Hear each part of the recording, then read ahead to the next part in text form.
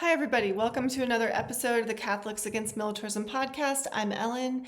And in this episode, I wanted to do something about lying because, well, we're in the midst of a presidential election. And so it just seems appropriate.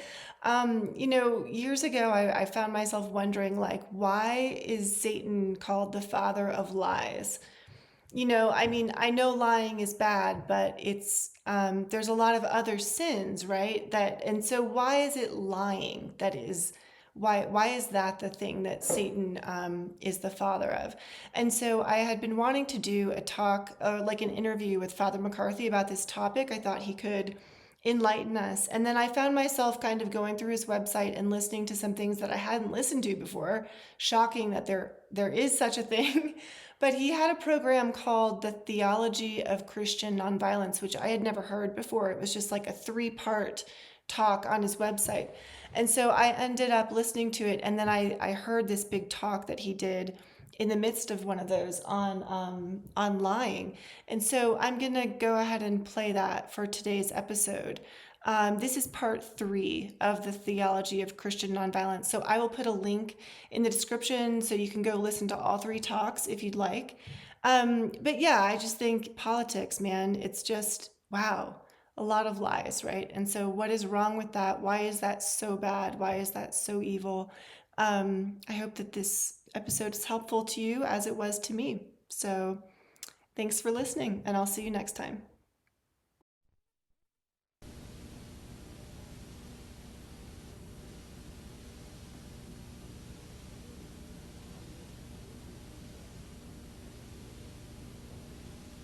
What we'll do is we will conclude the lecture section of what we're doing this morning, and then go to a question or answer format or reflections. It doesn't have to be question and answers. But what we're going to do now may seem like it is ancillary.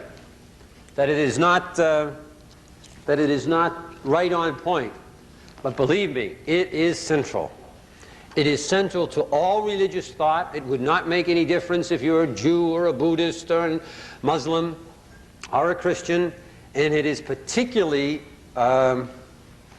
central to the dynamic that must be employed in order to reflect on Jesus' teachings in relationship to the problem of violence and how you or I would have to deal with that in this life. How to reflect on that honestly.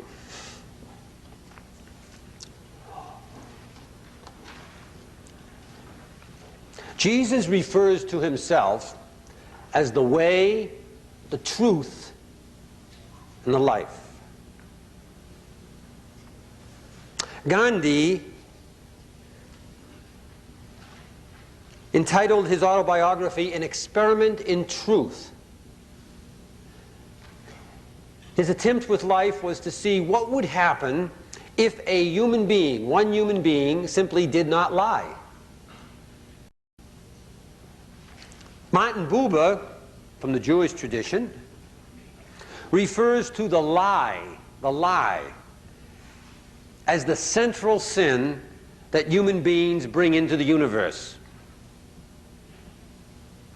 When I was at Notre Dame teaching, I used to teach some things by Cardinal Newman, and Cardinal Newman has a section where he says, let heaven and earth fall before I lie.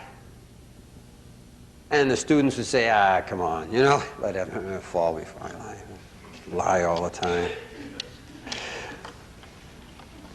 Okay.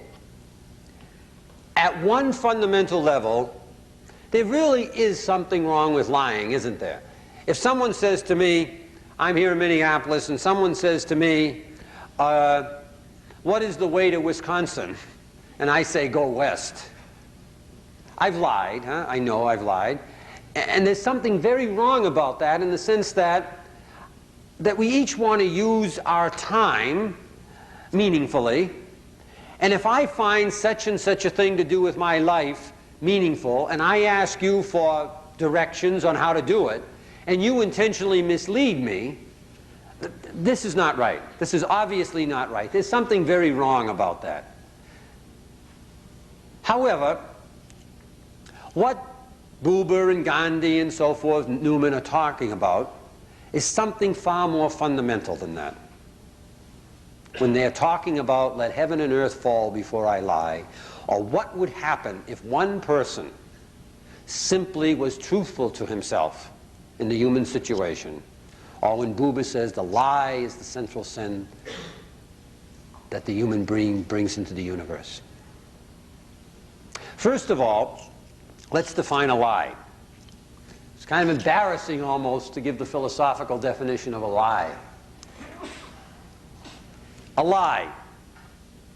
The philosophical definition of a lie is that a lie is the misplacing of the ontological imperative. Now, if that doesn't turn you on, what is the ontological imperative? The ontological imperative is. A lie is the misplacing of the word is. To say something is that is not, to intentionally say something is that is not, that you believe is not, is to lie. Okay? And so, we may do it the other way. We may ask, what is truth? A nice philosophical definition of truth is the conformity of mind to reality. Truth is the conformity of mind to reality. To the extent that mind conforms to reality, indeed, the person is participating in truth.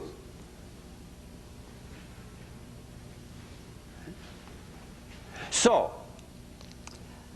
this may be, at this point here, conceptually the most difficult part of the workshop to deal with, but it really is worth hanging on to till we get through it.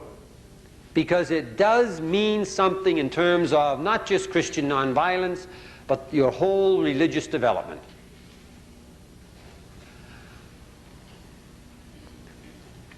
Regardless of whether a person is Aristotle or a local guy down at the local barroom waxing somewhat less than eloquently on the problems of the world, all human thought begins with what we call self-evident first principles or truths or premises. Self-evident first truths or premises. That is, they are truths that are true not because I have proved them to be true, logically.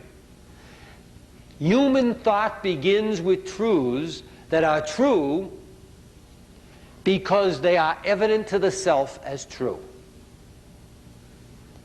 1 million people can say they are not true, but if you experience them as true, they are true to you. All human thought begins with self-evident truths, whether one is employing mathematical language or alphabetical language. Makes no difference. Now, after we establish what are our premises, our first truths, our first premises, then we apply our logic, then we get our conclusions, then we can make our conclusions operational,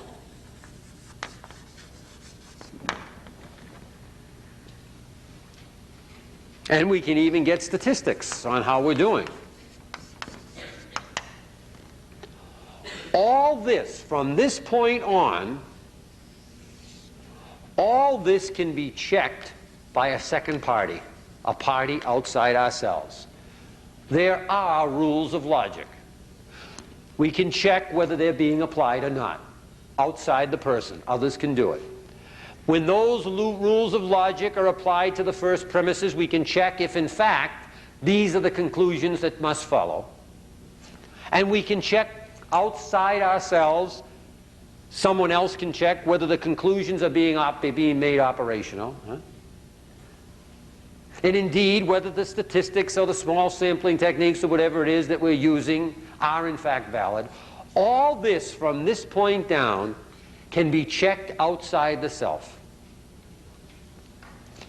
But at this point here, at the beginning point, one is left alone with oneself and alone with God. What, in fact, do I know is true self-evidently? And herein lies the problem. For what happens if at this point here, where no one can check me but me, what happens if I lie to myself?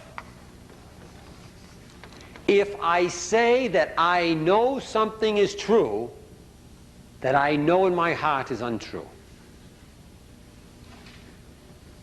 A lie, misplacing of the word is. Is the word that points to reality.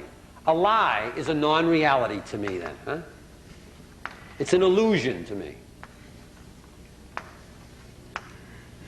I am saying something is true that I know is false. But I'm saying it at a level where no one can check me. I'm saying it at the level of first truths, first premises. Now watch what happens. From this point on, I can apply the logic. I can reach conclusions. I can make my conclusions operational. And I can even get statistics. And all this, from this point, from the logic on, can be checked by a second party, a party outside myself, and check out perfectly. I can make an absolutely impeccable use of logic, reach impeccable conclusions logically, have the operation follow precisely from the conclusions, and get all the proper statistics using the right sampling techniques and so forth. And outside, it checks out 100% correctly. The only problem is I have begun the process with an illusion, with what I know is a lie, a non-reality. This is what Aldous Huxley refers to as resulting in madness. Madness in reason's mask.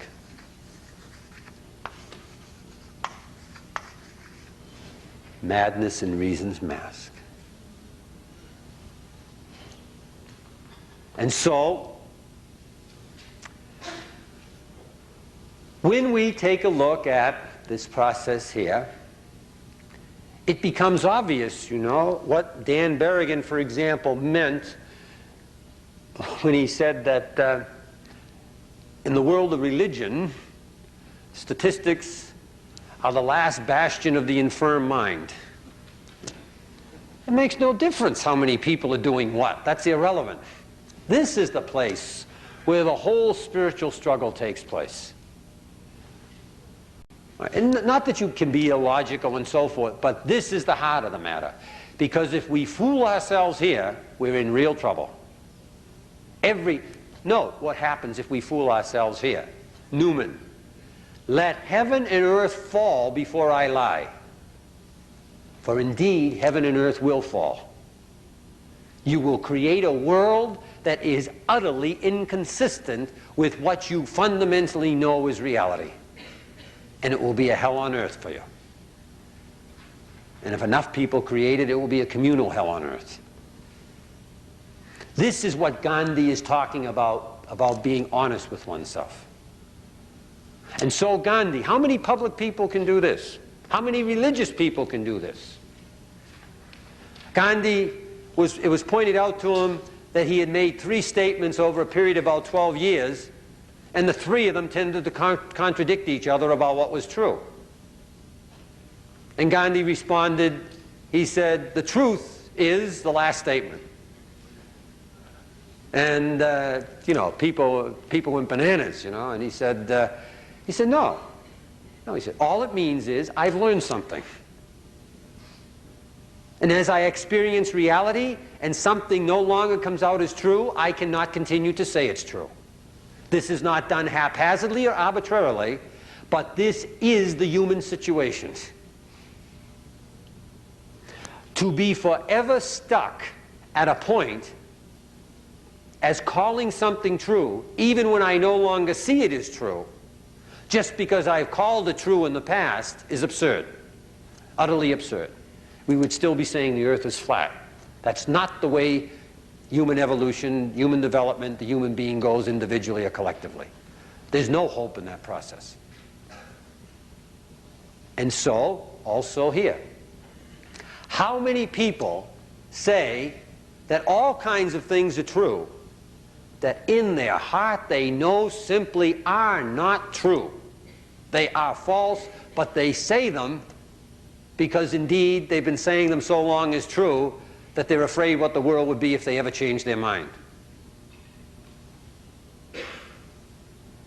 So,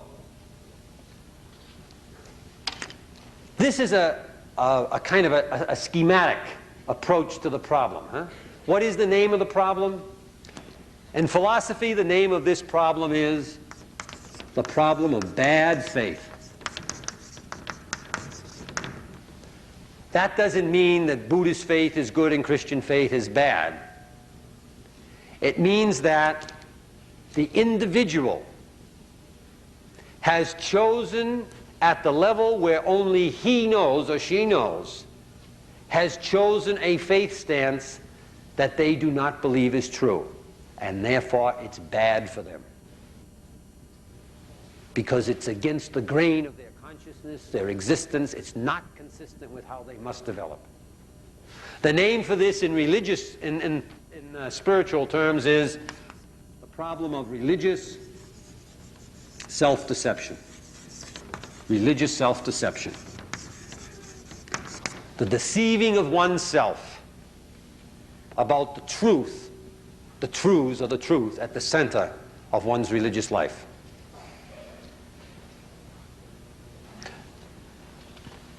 What I have here is a few definitions of religious self-deception that I've garnered from different places, okay? This is kind of a skeletal outline. But what this is, the purpose of these few definitions, is to give a sense of the nuance and indeed how tricky the problem is to work with. First definition. I'll read them so if you can't see because of the light.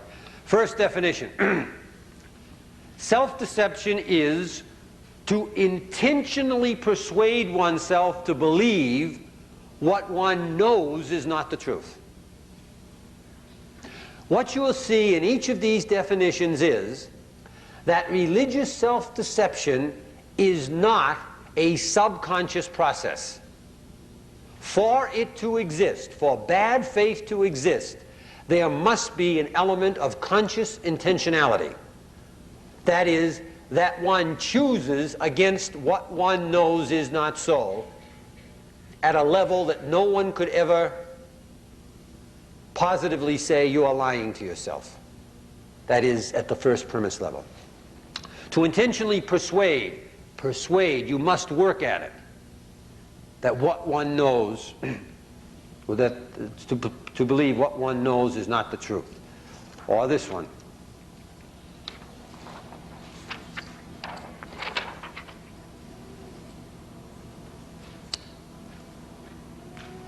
The self-deceiver persuades himself or herself to believe contrary to the evidence. Very important. We're not talking about a phenomena for which there is no evidence. We're talking about the evidence is out there to go in another direction. For example, Christ saying, put up the sword, he who lives by the sword dies by the sword, and going to the cross, forgiving, praying. The self-deceiver persuades himself or herself to believe contrary to the evidence. Why? What's the motivation behind doing this? In order to evade somehow unpleasant and unwanted truths. There are truths in this life that we simply do not want to see. We would rather not know them. We would rather play the ostrich because, to go on the next line, he or she has already seen the truths to which the evidence points. It is a way of attempting to evade distress or maximize satisfaction. None of us wants to change. None of us wants trouble. None of us wants pain. None of us wants difficulty. No one does. Not one of us. And so, the self-deceiver, when a truth is known, the attempt is to intentionally evade it because I want to keep the satisfaction patterns I have, religious or secular, or I want to evade pain. But the truths are there with evidence. With evidence. Sartre talks about self-deception as requiring for its existence to become a life's project. A life's project.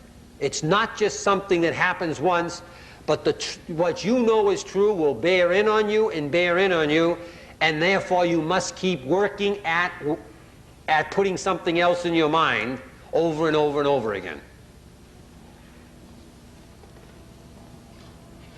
How about this one?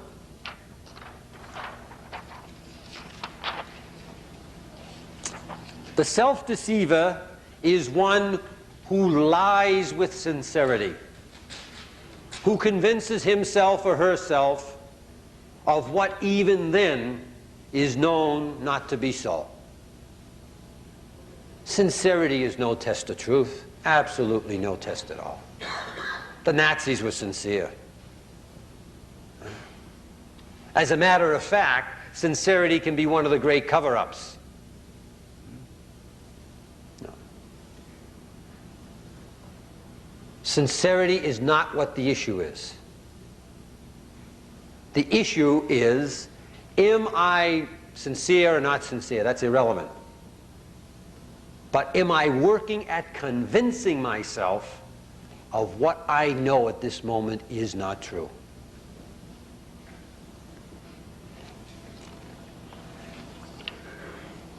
Or this. Self-deception is making oneself the work again, The work. You have to work at it, not a subconscious process. Making oneself believe or forget. Forgetfulness is a wonderful way of deceiving oneself. I just fill my mind up with other things. I just forget it. Self-deception is making oneself believe or forget not a little detail, but something of critical importance.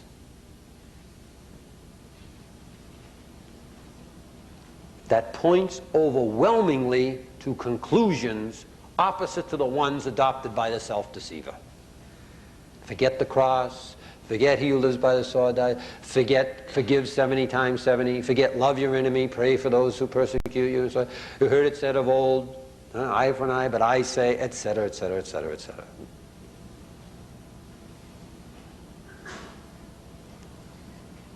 Making oneself believe or forget something of critical importance. That I don't know how to overcome death. That I don't know how to overcome evil. That if Jesus is in fact the Son of God, if he says who we believe, if he is who we say we believe he is, then the same entity that spoke the words of the Sermon on the Mount, that same entity is the entity that brought the universe into creation, and the seriousness of that. Self-deception, making oneself believe or forget something of critical importance, which points overwhelmingly, not maybe, or to conclusions opposite the ones adopted by the self-deceiver.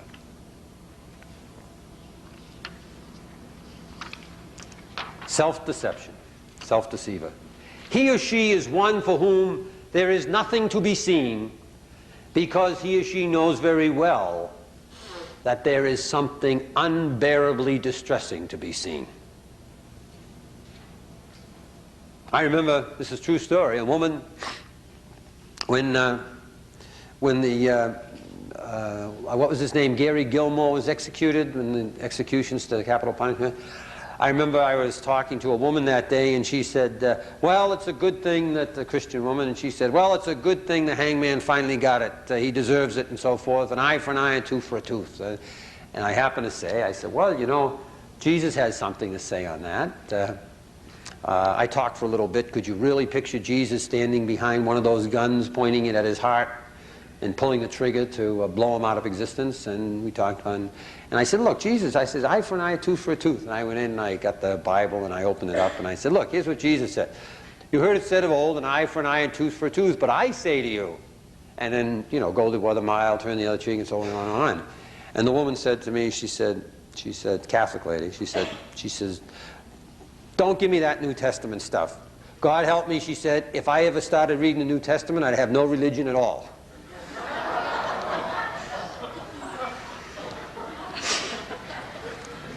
It's truth. But she's not the only one. She's not the only one. She just has a simplistic way of saying it. Well, how about this as a final one? The self-deceiver is one who resolutely refuses to look at his or her beliefs because he or she knows very well that they won't see what they want to see. Just refuse to look.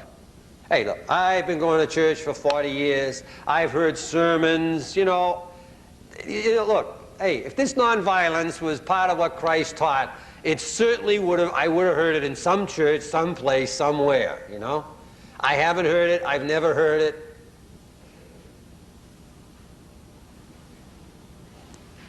I said, well, pick up the scripture. See what Jesus. I don't have to pick up. I know what's there. Oh, well, what do the words mean?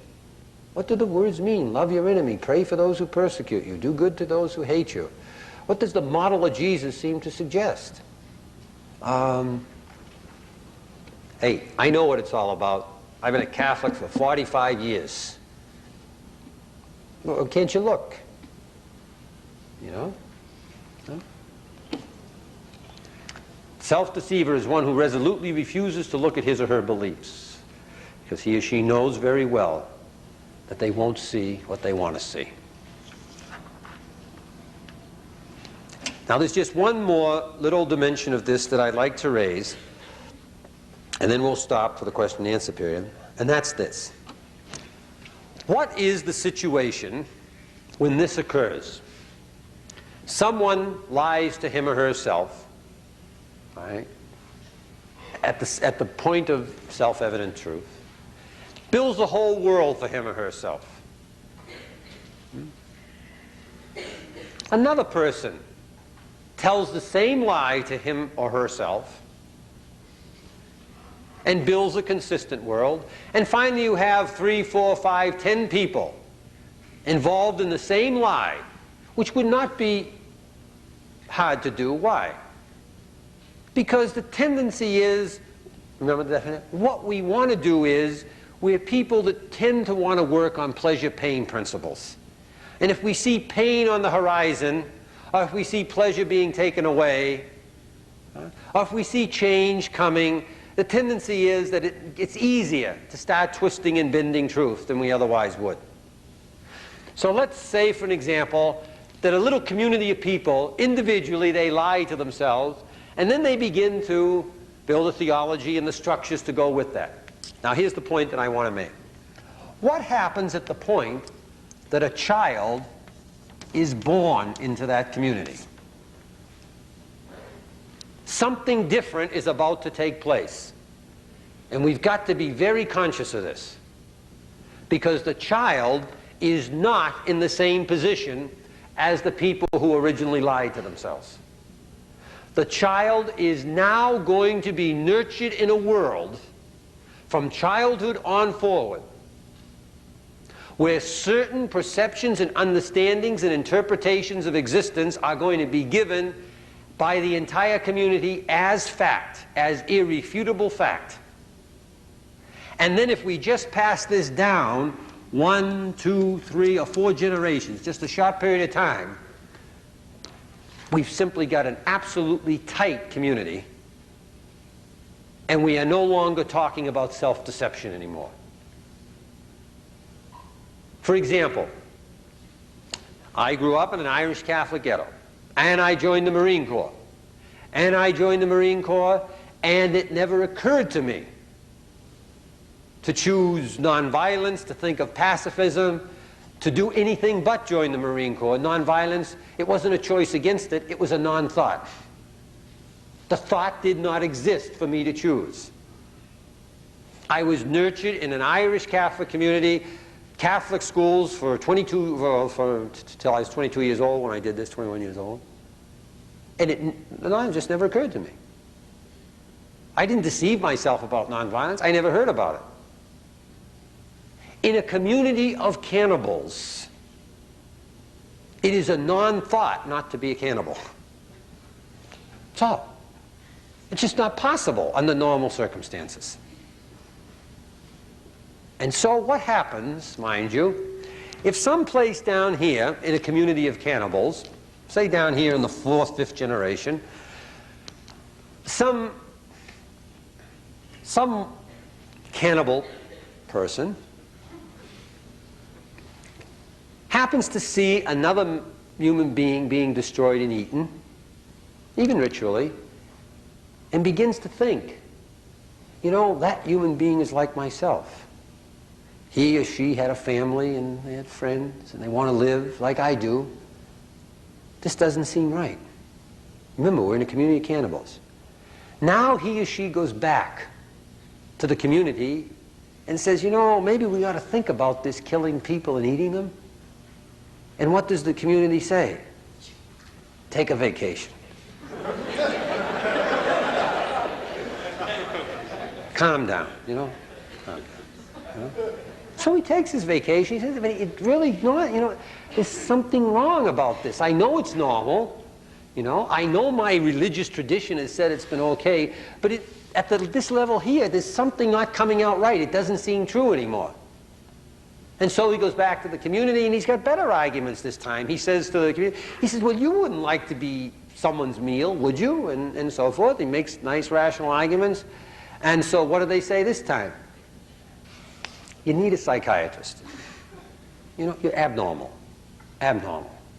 Not a well-balanced person in the cannibal world. Huh? I mean, do you realize what you're saying? You're saying we're indecent people. So he goes to a psychiatrist, huh? And the psychiatrist says, well, it's all right to have those thoughts, but you've got to go along with the society, you know. Huh?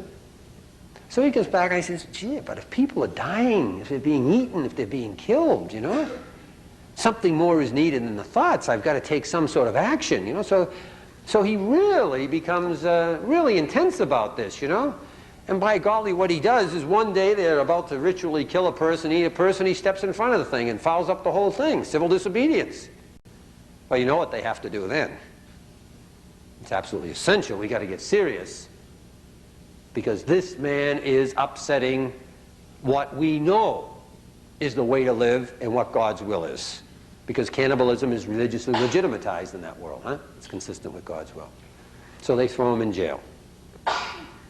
And if he persists, and if he ever should get to the point of saying, I just don't see how this person is like me, is like you, and I just don't see how God could ever have created the three of us so that we too could eat him.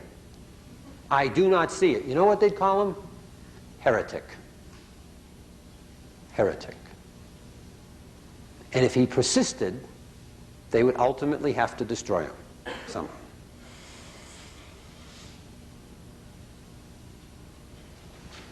Now, as Thomas Merton points out, in the total scope of human violence, cannibals haven't done 1/1,000,000th of the human violence, lethal violence, that Christians have committed. Not 1/1,000,000th. Cannibals haven't done it. They simply have not done it. They don't do it. Did God make me so that I brought out of nothingness, so that I could maim and destroy you?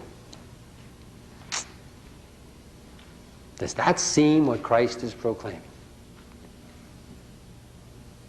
At any rate, the point being, after you pass a couple of generations, it is a closed system.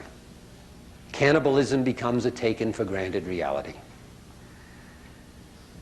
And so, the reason I raise this is, the priest that I continually quoting here, the biblical scholar, Father John L. Mackenzie, and I'll mention his books along the line, makes the point of saying that when the church finally rediscovers Jesus' ethic of nonviolent love, it is going to have to realize that it does not know how to implement the ethic.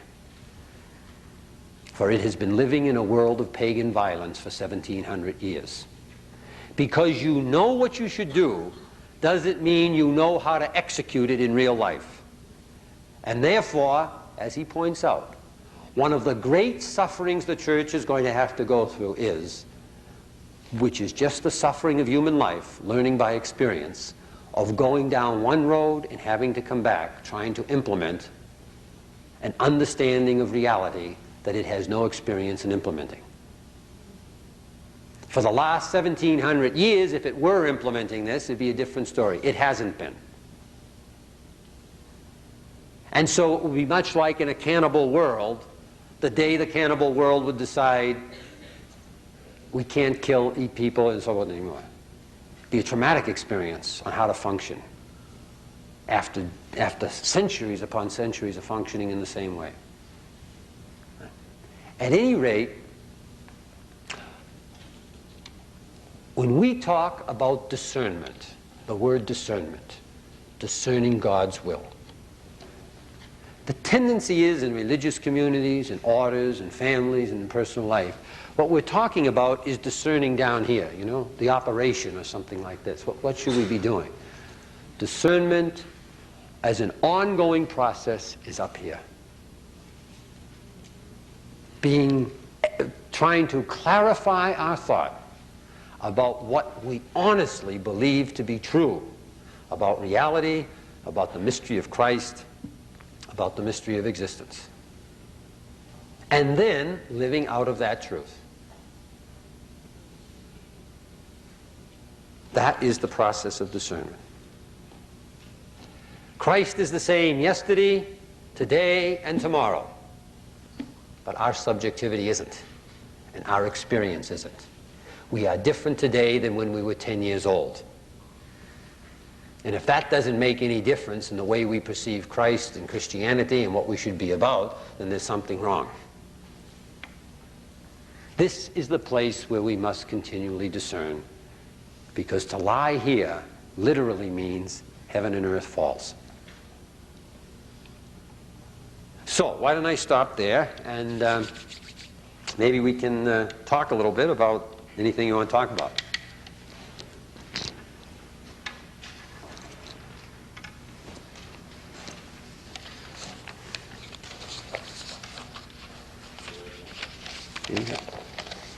Am I missing? Yes. To continue on this same subject, if the self-evident premise is the person's own self-evident premise, Right. and that premise can change as time goes on. You mentioned how Gandhi's Right. premise changed, or you alluded to the Earth as a flat surface before the time of Galileo and Copernicus. There were a lot of things that were self-evident, but it had to change drastically. Right. But then, isn't that self-evident premise really a relative thing? And if that's what truth is, then truth becomes relative. Because it depends on a person's own, what is self-evident to a particular person at a particular time and place. The subjectivity of the human personality is indeed precisely what the human situation is. And it's precisely why the gospel of Christ is central to the carrying out of the human endeavor. This does not mean that there's not an objective reality there. What it does mean is, in terms of our big circle, that objective reality is approached subjectively. And we'll talk about this we'll spend 45 minutes on it tomorrow morning when we talk about Christian love and the nature of Christian love. But that we are subjects, yes indeed. We are not objects, and not one person in this room has the grasp of objective reality. What he or she has is, from their psyche, one dimension of objective reality. Therefore, the question becomes, if all I have is just my perception of reality as it's come from literally before birth, that is my perception and it is unique, then the question becomes, where do I get the right to say to you, you must live my perception of reality, or else I will hurt you? Why is my perception of reality so good and yours so bad? Why is mine so total and yours so incomplete? Why is mine in conformity with God's will and yours not? Indeed, we can only approach objective reality subjectively, which is what is behind the whole sense of the concept, judge not. Because we do not know what the person has to work with in order to make a choice. What we can talk about is what we should be working with. What we can talk about is, we have in Christianity, fortunately, a foundation document, New Testament, which says things in a way that indeed are culture bound, but there is some objectivity, that we've got an objective something to approach. But it is truly important to be very, very conscious of the fact that I've got just this tiny subjective view of existence. It's out of that I must build human life. And where in the name of heavens, out of that little dot, do I get the right to say to you, live as I want you to live out of my sense of what's right and true, or I'll slit your throat? Mind you, add one thing to that, where does the collectivity get that right?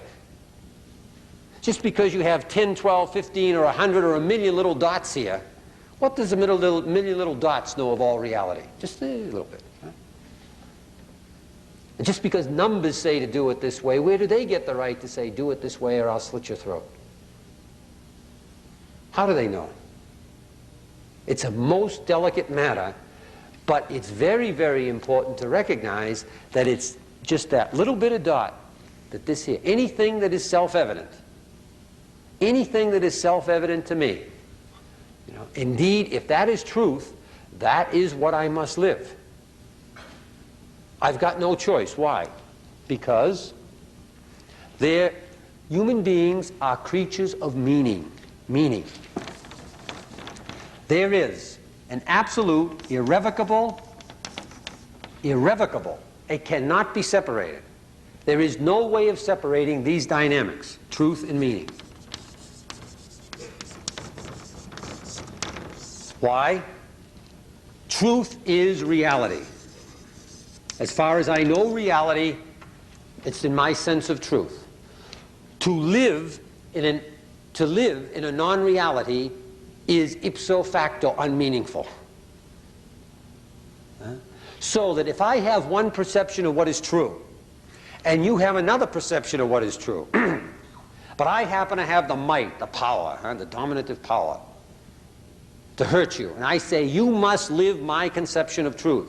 You must live what I think is real, what I think is true, but you don't believe what I think is true. You see what I'm doing to you? I'm reducing your life to meaninglessness.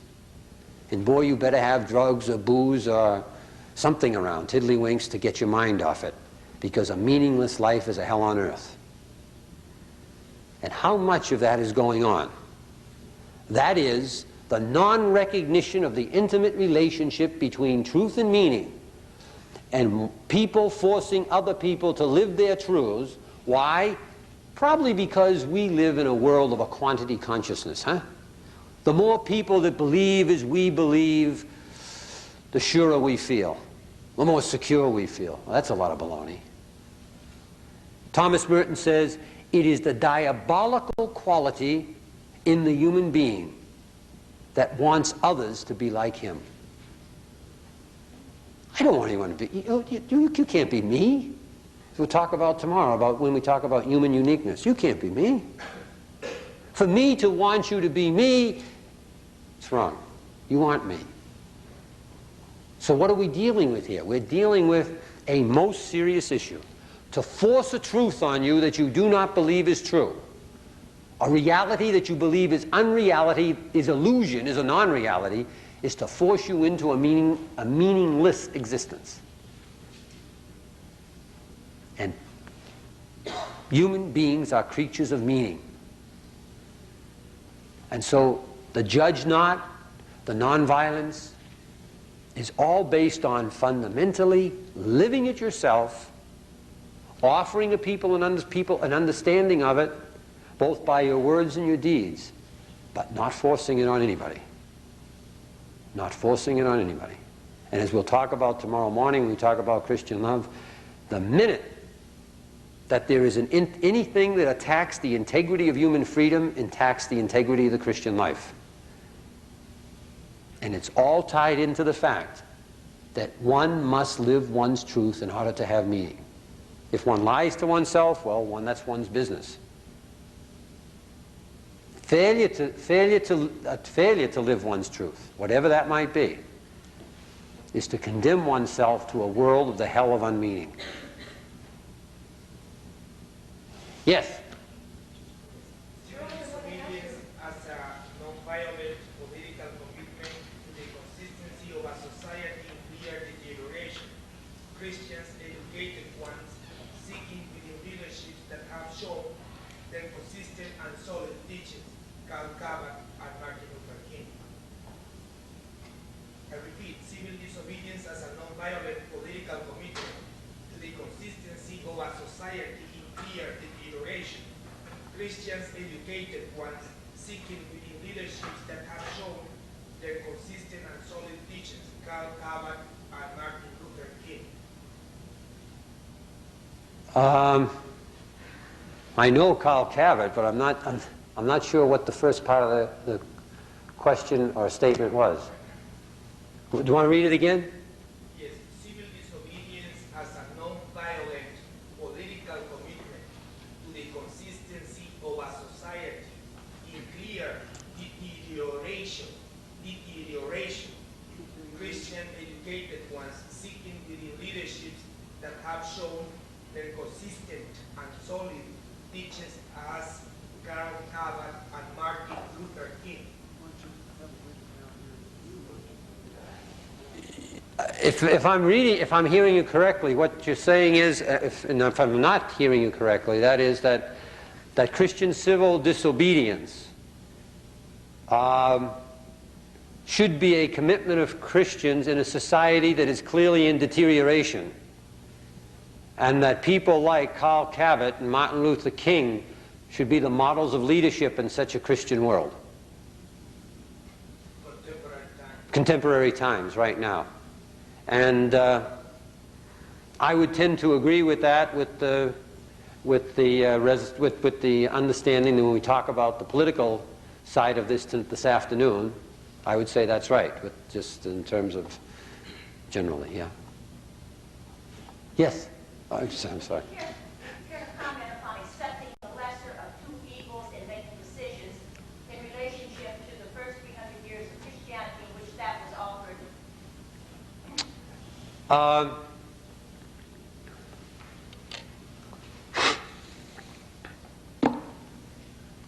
The lesser of two evils we talk about tomorrow morning too with Christian love, but at least let me give an introductory comment on it.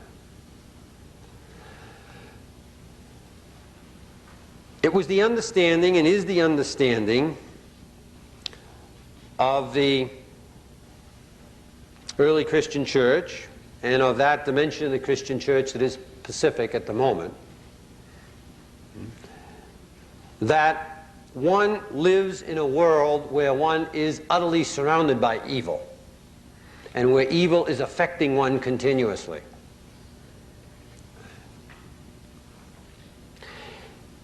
It is also the understanding of the Pacific world and of the early church that all evil is social evil. Sin. All sin is social sin. There is no private sin. That's foolishness. We can't sit here and say that the lustful thought is private sin. It is not. The lustful thought is social sin. People become what they think. Nurture the angry thought, nurture the lustful thought, nurture the jealous thought, nurture the greedy thought, and you become an angry, lustful, greedy person, and that has social consequences. We become what we think, what we desire. And so, since sin is social sin, we do not know the social consequences of any sin. All we know is all sin has social consequences. So, for example, I tell the true story of a man back in Boston who, a Christian man, driving down the street one morning, going to work, he ran over a 5-year-old child and killed the child. Now, what took place was, he had about 200 feet when he could have seen that child. And it wasn't that the child came out from behind the cars. The child was in the middle of the street playing. And there was a good, clear 200 feet, and he did not see the child and ran right over her. Okay. What was happening? In the manslaughter trial, what came out was he wasn't drinking or anything like that. It was 8:45 in the morning or something. The previous night, he had had an extended argument with his daughter. For the last 6 or so months around the neighborhood, there had been talk that his daughter was involved with drugs and sexual promiscuity. His daughter was a senior in high school. She had a scholarship to a college, but away from home. As the talk generated in the neighborhood, the gossip, what he did was he became, of course, aware of it. And that night before, he had confronted the daughter with it. The daughter had denied it, and he just said, well, so-and-so said it, and he heard it here, and he heard it there, and so forth. And he told her that she couldn't take the scholarship at the school where she wanted to go.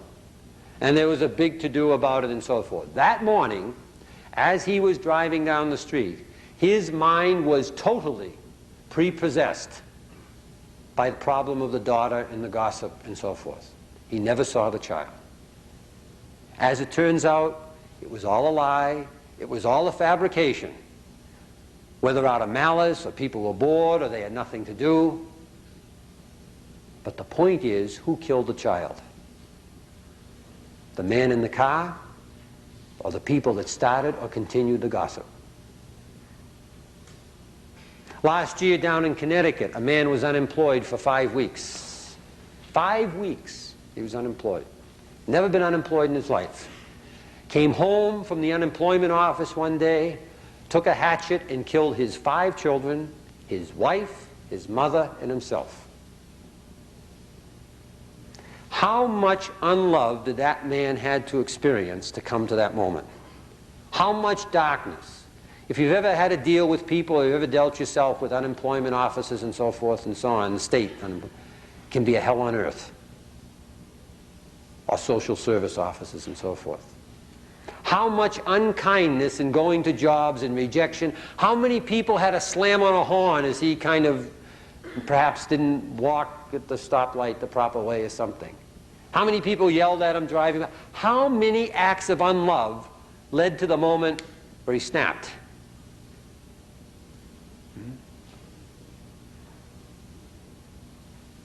There is no private sin.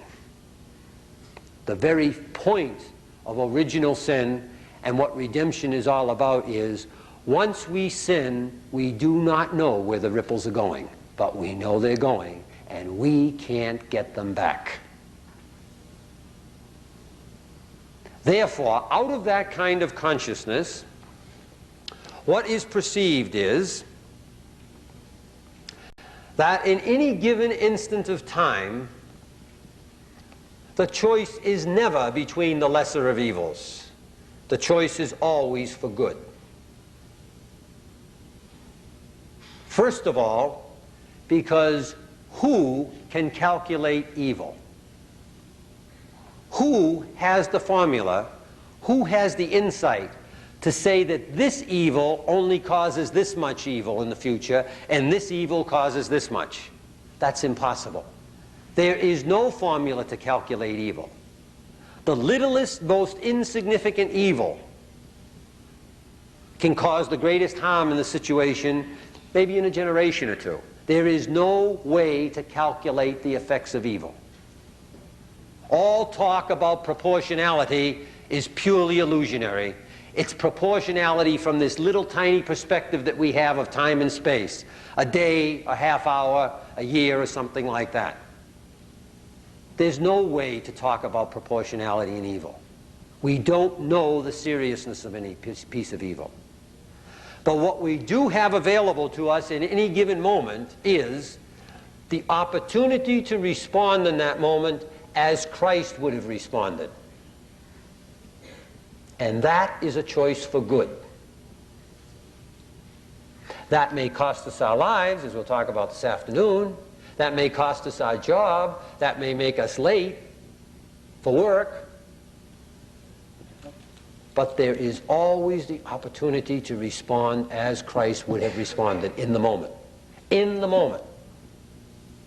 But once we get into this business of calculating good and evil, as we'll talk about tomorrow morning, we are in an impossible world. Thomas Merton, the first and most important thing to live the Christian life is to be your own good person here and now, and then be willing to let everything fall in its own good time, good place, and good way. Love here and let the ripples go out. There's no calculating good and evil in the human situation. What we do have in our control is now to love as Christ would have loved, and then be willing to let the ripples go out. We'll talk about this extensively tomorrow morning, but as a start to an answer.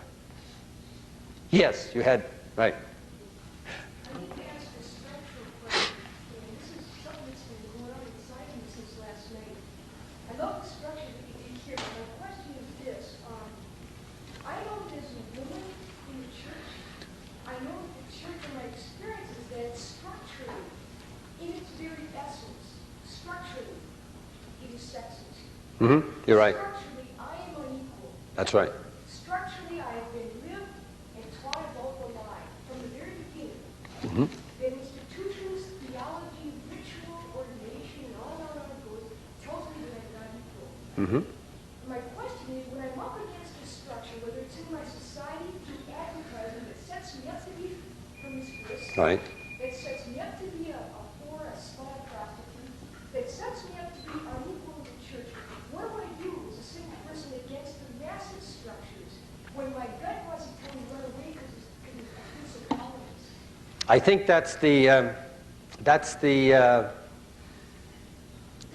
a central question that every Christian must face, because every Christian finds him or herself in some set of structures, inside or outside the church, that indeed are structures that are saying to him or her that you are something different from what you believe yourself and know yourself to be. Christ himself found that. Being centered in Judaism of his time, indeed, we find right in the very Gospels where he says, the Jewish institution says this, but I say this. All right. Dorothy Day, it seems to me, has the best answer to this, at least the answer that I live. And that is, in terms of the church now, we'll just stay with the church. She says, what we must do is we must build the new in the shell of the old. If a person is going to stay within the church, then it is very, very important that the person not stay in as a silent witness to what one doesn't believe. That's very important. If you are to stay in, then it means you stay in with love indeed. You must speak the truth with love, but the truth must be spoken. And therefore, to take the sexist issue, there is no question the church is a sexist church. It's just no question at all. The way that women have been treated for 2,000 years and are presently treated is absolutely inconsistent with any understanding of equality except an understanding of equality that is fundamentally patriarchal. Right? One can prescind from the intense theological question of ordination and just look at everything for, I don't know how it is here, but in the Boston Archdiocese, everything from altar girls to various forms of baptism to just on and on and on, which have no theological basis at all, no possible theological basis. And they're still done. And so the question becomes one of, it seems like that the approach of Dorothy Day, build the new within the shell of the old, to speak the truth by word and deed with love within the shell of the old, seems like at one level it may be a cop-out. But at another level, if we can think about it a little bit, it is my experience, it is an awful, it is a far more onerous burden to day in, day out, hour in, hour out, month in, month out, year in, year out, to stand up, to speak out with love as it must be done, and to be rejected, than simply to step outside the whole thing and lose a voice and simply... I'm not saying that there is no 5-year plan on how to do this, but unless one thinks the church is entirely wrong, which I don't, then what one is about is correcting the aspects that are wrong, using the aspects that are right to correct the aspects that are wrong. In other words, to use a phrase, we don't want to leave the church to the snake. That is, if everyone who really sees the seriousness of the evil of sexism simply walks out of the church, you know what's going to happen.